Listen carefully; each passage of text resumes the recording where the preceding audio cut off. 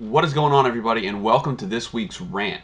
Instead of complaining this week, I thought I'd take this opportunity to talk about the new year and maybe pose a little bit of a thought in your mind. Maybe pose a little bit of a question or two to you, the viewing audience, and maybe make you think about your resolutions and things like that. As you can tell by the title, I'm going to be talking about whether or not New Year brings on a change, or New Year's resolutions brings something new out of a person or something like that. I have to look at it the same way I look at a birthday. Whenever you turn a certain age, or whenever you wait to get to a birthday, once you hit that day, do you feel older? Do you feel a little bit more mature? Maybe sometimes, when you turn 18, or when you turn 21, or even 25, when your car insurance goes down, you might feel a little bit more privileged, but do you honestly feel older? And the answer is no, you don't. Age happens over time, and it is a gradual occurrence, but the same thing happens with New Year's and with birthday, or with any sort of event like that. We look forward to it. We look forward in the future to get to that day, and then once it happens, then we look forward to another day. Now, with New Year's, every New Year, we come up with new resolutions, or new things that we want to do or better ourselves, or whatever. Now, I want to ask you, is that a worthwhile thing? Because when you look at it, most of the time New Year's resolutions last, I think, on average about a month. The biggest running joke right now is that everyone joins the gym come January 2013, and by February, no one's at the gym. Everyone has quit their resolution, and they're no longer interested in pursuing that goal, or that reason to better themselves. So I ask you, is a New Year's resolution a positive thing whenever you're setting yourself up for what seems like to be failure?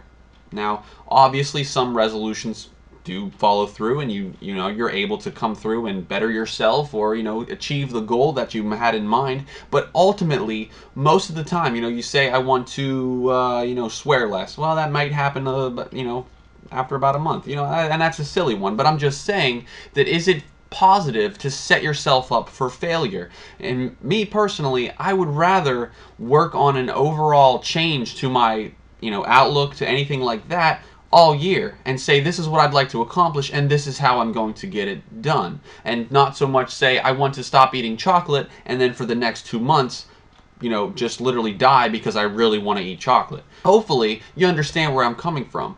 Now, like I said, personally, I don't think it's always a good idea to set yourself up necessarily for failure. And I don't think that we as people are strong enough in general to follow through with tons of resolutions, and especially ones that may be unattainable. So why not set yourself up for success and achieve that goal, whether it's a short-term or long-term goal? Set your sights at a specific point and get there, and don't give up halfway through. We're handed things on a silver platter, and so it's very easy for us to fall short of our goals and be okay with it. All in all, I don't want to discourage you from making resolutions. I want to encourage you to make ones that you can achieve. And if you do make one, stick to it. Prove to yourself that you're worth getting to that goal, that you can, in fact, have the willpower to achieve whatever you set out to do, and that you didn't set yourself up for failure so that you can be disappointed, or so that you could just shrug it off like it's no big deal. My point in this entire video is that New Year and the New Year's resolutions shouldn't bring about a change in you. Your mental attitude and your overall outlook on life is what should bring the change about, and it shouldn't just happen once a year. When we hit that New Year's Day 2013 yesterday, the first day of the year, and we said, this is what we're going to do this year, why did we decide to wait until yesterday to set those goals? Why haven't we been working on that overall change and that overall outlook the past year, or even the past couple months? Whenever we decide we want to change, why does it have to have a specific date or a specific event to make it come forth? Now, if you disagree with me, I'd love to know why. I'd love for you to leave some feedback in the comment section below. If you agree with me, I'd love to hear that as well. Please feel free to click the like button. I always appreciate that. And like I said, all the feedback is good feedback. So once again, this is Mr. Tony Stark with the Weekly Rant, and I'll see you soon.